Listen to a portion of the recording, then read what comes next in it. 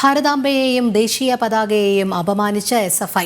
കാസർഗോഡ് കേന്ദ്ര സർവകലാശാല ആർട്സ് ഫെസ്റ്റിന്റെ പോസ്റ്ററിലാണ് അവഹേളിക്കുന്ന ചിത്രങ്ങൾ.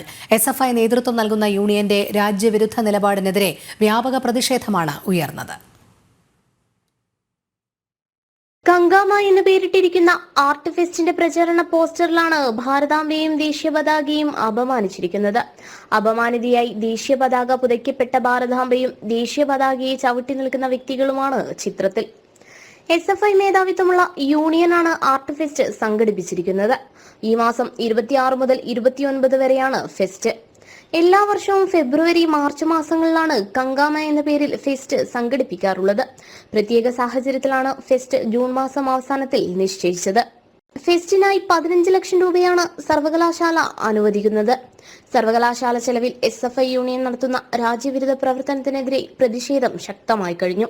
CPM സഹയാത്രികനായ വൈസ് ചാൻസലർ ഇൻചാർജിന്റെ മൗനസമ്മതത്തോടെയാണ് SFIയുടെ ഏകപക്ഷീയമായ പ്രവർത്തനം എന്ന വിമർശനവും ശക്തമാണ്. അവസാന വർഷ സെമസ്റ്റർ പരീക്ഷ കഴിഞ്ഞ് കോഴ്സ് കാലാവധിയും കഴിഞ്ഞ് പുറത്തു പോകുന്ന SFI പ്രവർത്തകരാണ് ഇതിന് നേതൃത്വം നൽകുന്നതെന്ന വിമർശനവുമുണ്ട്. ABVP അടക്കം പ്രതിഷേധം ശക്തമാക്കിയ സാഹചര്യത്തിൽ വിവാദ ചിത്രങ്ങൾ പതിച്ച പോസ്റ്ററുകളും ബോർഡുകളും ക്യാമ്പസിനുള്ളിൽ നിന്ന് മാറ്റിയിട്ടുണ്ട്. ജനം, കാസർഗോഡ്.